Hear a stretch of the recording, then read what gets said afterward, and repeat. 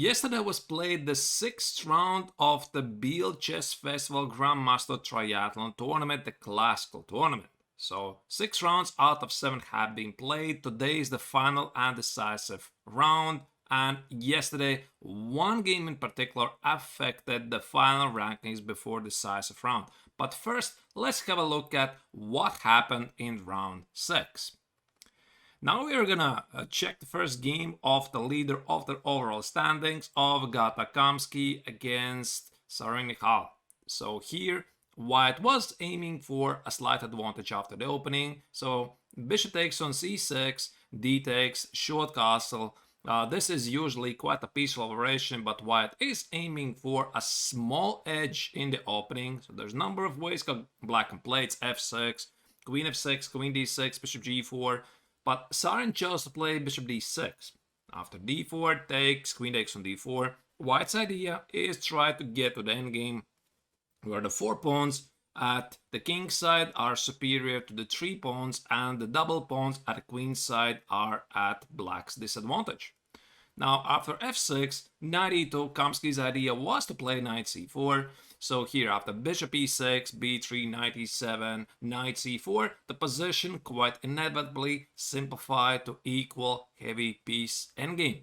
After knight g6, e5 was a cute tactic to trade away some of the remaining light pieces. Rook e1, long castle, takes on e5 many times, and here after rook h8, f4, Gata Kamsky in the interview said that he felt that White is probably slightly better in the endgame.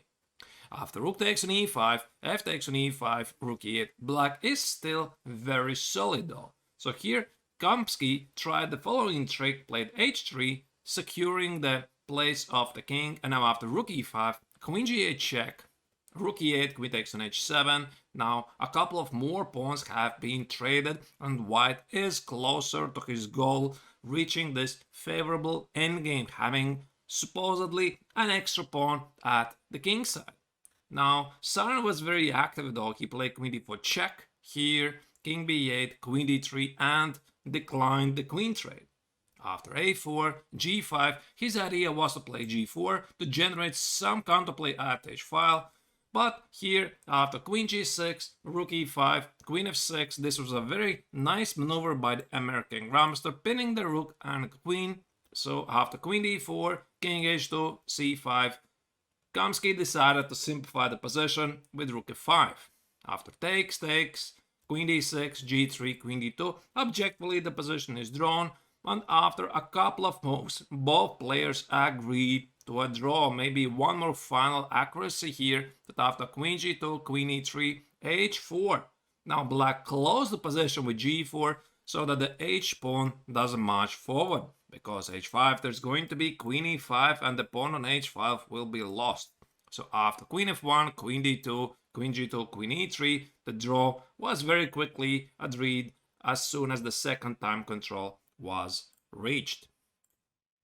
Now the second game, second draw of the round 6 was played between Maxime Lagarde against Alain Peixotte, which started to be a really exciting game. The two knights variation after knight g5, d5, e takes on d5. Now naturally, Black cannot take knight takes on d5 due to a known idea of knight takes on f7 and queen f3. Now knight a5, bishop e5, c6, takes, and bishop d3 is one of the many continuations in this line. So White keeps the pawn, but Black has a nice activity for it. So knight e5 is a typical idea. Queen g5, knight f4 are the big positional threats. So knight f3 goes back, bishop d6, knight c3, knight f4, and here short castle. White allows Black to take on d3. After knight e3, c takes, short castle, rook e1. Black played rook e8, b3, and tried to win back the pawn on d3. Now Maxime used this moment to sacrifice it back. After bishop b2, bishop takes on d3, knight e4. As a matter of fact, all of this had already been played before. But here the Argentine grandmaster erred. He should have played something like retreat with the bishop or secure the pawn on e5, but keep the bishop on the a3 fa diagonal. Instead, he played the slightly careless bishop c7, and now after rook c1, rook b8, knight c5, black was slightly worse. After f6, the Frenchman unleashed a stunning looking knight e4 with the idea that after the trade, rook e8, knight takes on d3, white's pieces are simply looking better, which cannot be said about black's colleagues.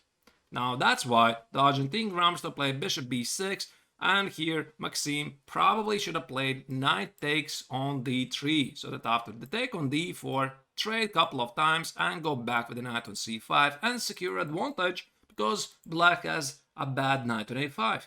Now instead he grabbed the pawn on c6, and after knight takes on d3, it was now Pichot's moment to surprise his opponent. He didn't take the knight on d3, thus effectively trading the knights on c6, but played a nice move, queen d5. Now the white knight on d3 is just useless, and black enjoys a very good compensation for the sacrificed pawn.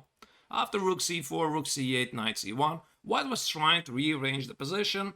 A pawn is a pawn, and after knight e4, more trades happen, inevitably reaching this endgame. White has an extra pawn, but black is very active.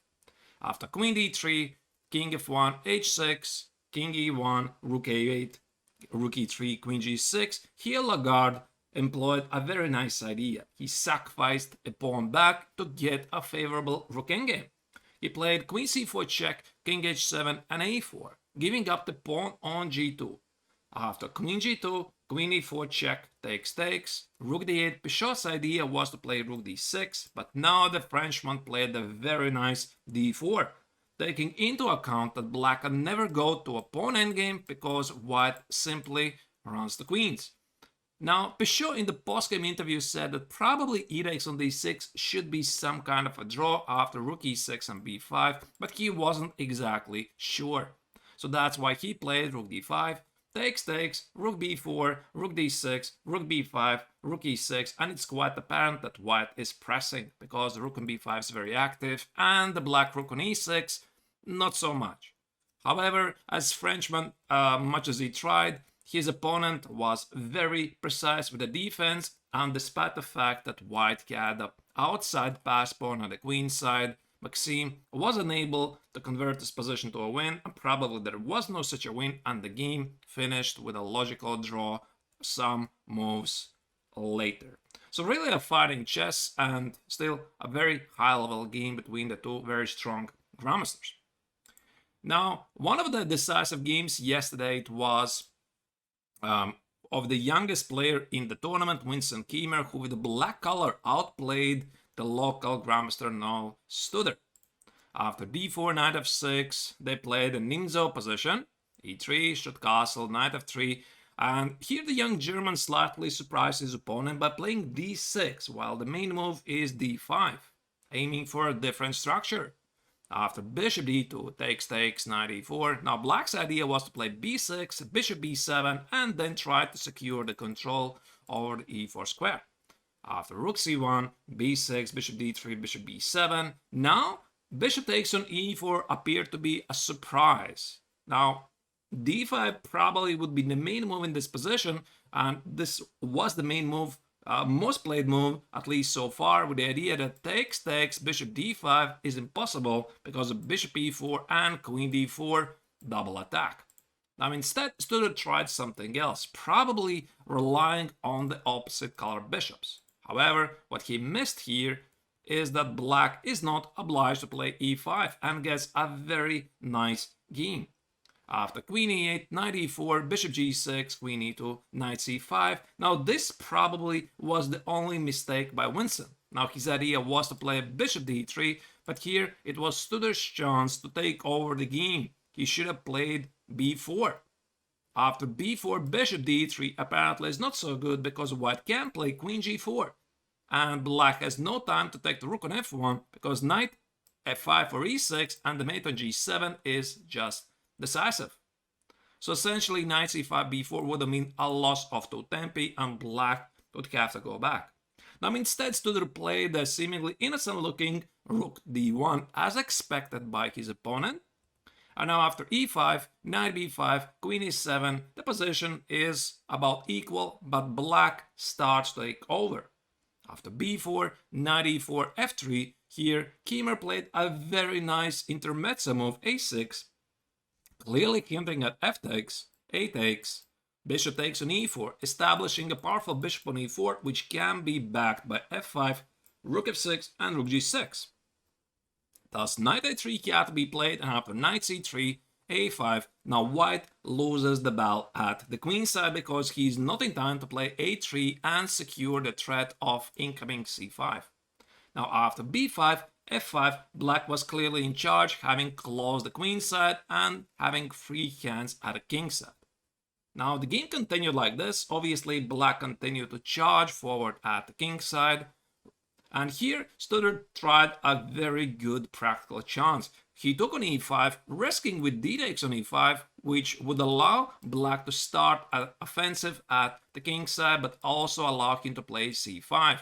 And this is exactly what Vincent Kiemer said in the post-game interview. He was considering this, but he was not sure. Maybe there is no attack as it looks. So he played rook takes on e5, keeping things under control, but now white can play knight e4 and knight e6, establishing a nice outpost on e6. After queen e5, black is still in charge though, because he's pressing the pawn on e3 and the knight on e6 probably is not going to stay for long. So after g3, bishop g6, knight e8, rook d7, there is a lot of maneuvers, and one of the critical moments arose here. After rook f6, white probably believed that the last move was a blunder and played knight takes on c7, taking into account that queen takes on c7, the rook on f6 is under attack. Now instead, after bishop f7, the knight can never go back. Knight a8 was a very creative resource by the Swiss grandmaster, but black charges through at the king side. After knight g3, knight b6, f takes on g3, knight c8, queen d8, h takes, rook f3, black's attack was decisive. Studdert tried to come up with the defensive resources, but in reality there was nothing that could keep his position together, not only because his king is exposed, but also the knight on c8 is still under attack, and the young German wrapped up the game very quickly and convincingly. Nice victory by the young German. Now the final game of round 6, it was the game of the round, I guess. Kirill Alexeyenko against Boris Gelfand. And for Alexeyenko, it was very important to win the game so that he can fight for the overall victory in the Grandmaster Triathlon. So bishop takes on c6 was played, b takes, b3, f6. Now black is hinting to play e5, d5, and bishop e6. So that's why Alexeyenko played d3 in order to meet e5 with knight h4. Now clearly hinting at queen h5 and f4 ideas. Now knight g6, f4 was played, takes, knight h6, short castle. At any moment black could not play g5 due to some tactics. For example here, queen h5 check, take, and the position for black collapses very quickly. So knight f7, queen e1, bishop g7, knight e2, short castle, queen g3. White was simply better after the opening. So a great success for the Russian grandmaster. In the opening phase, d6, knight f3 finally went back. Now one of the critical moments in this game arose here, when after knight c4, White was starting to apply some serious pressure against the weak pawns at the center, and Gelfand played knight e5. Now, in the hindsight, maybe that was not the best decision, and he should have tried bishop takes on c4, b takes, and rook b8, and then tried to keep together what is happening at the king side. After knight e5, takes on e5, f takes on e5 was necessary, otherwise after d takes, the pawn on c5 now is lost. So inevitably, Alexeyenko rearranged his position, put the queen on c3. Yeah, this rook e4 was a nice idea by Gelfand, but of course White is not obliged to take on f4 and thus activate his opponent's bishops. So queen e1, queen a5, and queen c3. So Alexeyenko was quite clearly preparing to play b4 and establish some weaknesses at the queen side.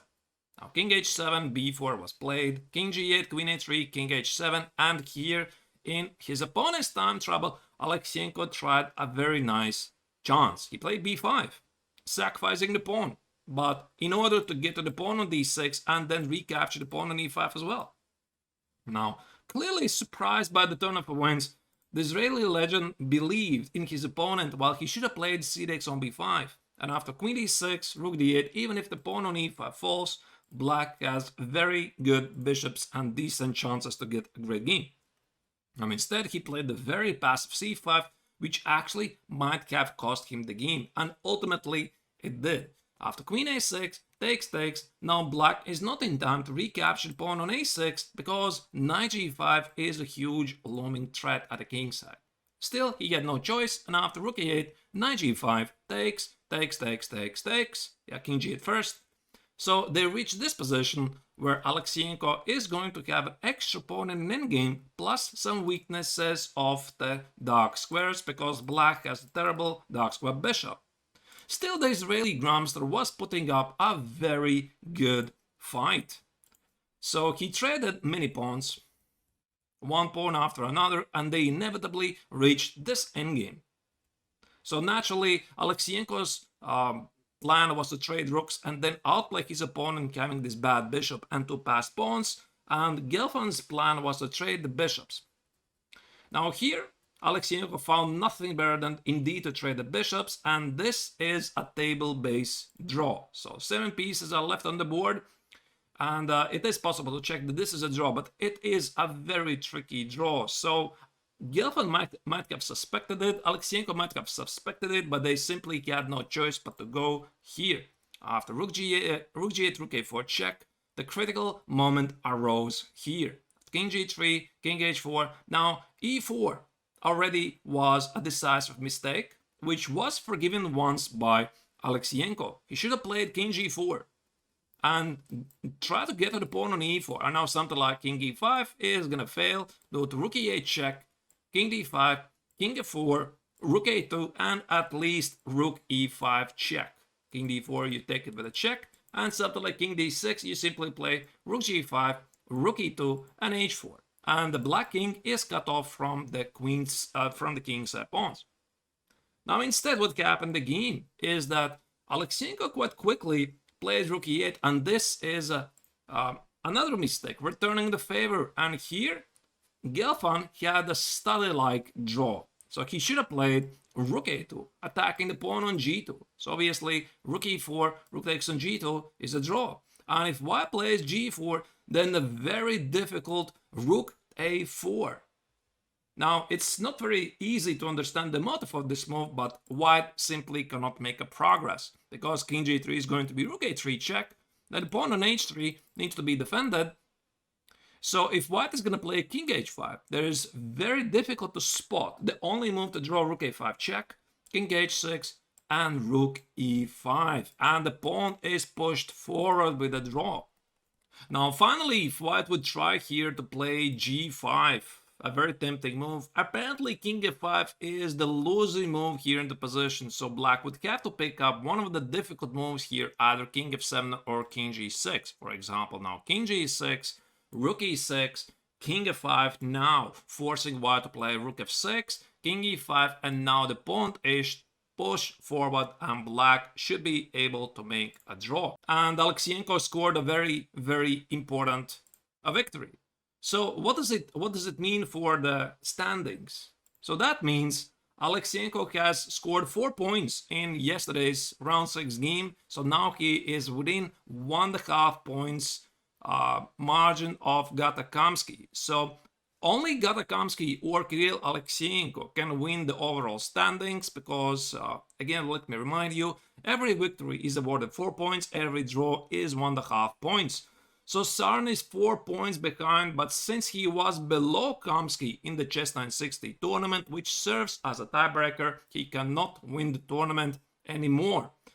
So the last round's pairings are as follows. So in the critical games, Kirill Alekseenko is going to play against Alain Pichot with the black color. So definitely he's going to try to play this for the win. And Gatakamsky will be playing against Vincent Kiemer. So if Kamsky draws this and Alekseenko wins the overall tournament, because again, every victory is awarded 4 points, every draw is 1.5 points, so both players will be constantly looking at each other, trying to play it for the win, and still keep, at least for Kamsky, still keep the possibility to draw in case his opponent is not winning. So indeed, really a tense situation in the overall rankings. Very exciting tournament. Every player can outplay the other tournament. It's been an amazing festival so far. So today it finishes. It's the round 7 of the Grandmaster Triathlon Classical Tournament. Also the MTO and other tournaments are about to finish here. Please tune in to the live broadcast and enjoy it.